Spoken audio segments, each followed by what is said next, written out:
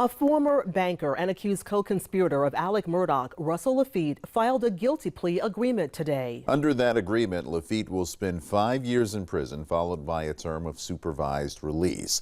Live 5's investigative reporter Emily Johnson joining us now from the First Alert Desk as information on this filing came into the newsroom within the last hour. Emily, how much time will Laffitte and how much will he also have to pay out? Those are great questions. Well, the court documents state that Laffitte agreed to pay over $3.5 million in criminal restitution.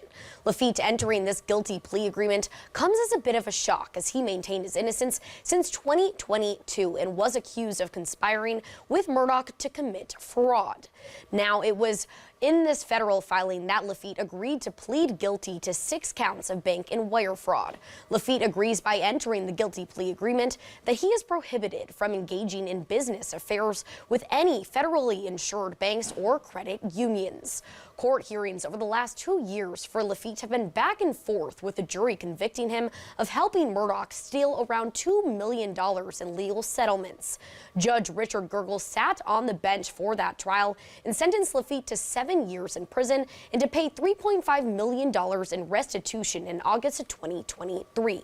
But his sentence was overturned in November 2024 when an appellate court determined that during his trial, the removal of 2 jurors was mishandled.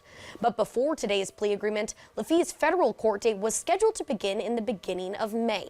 Now, a date for Laffitte to enter his guilty plea before a judge has not yet been filed on federal court listings. Laffitte's attorneys also said to Live 5 News that they do not have a comment on any of this at this time. At the First Alert Desk, I'm Emily Johnson.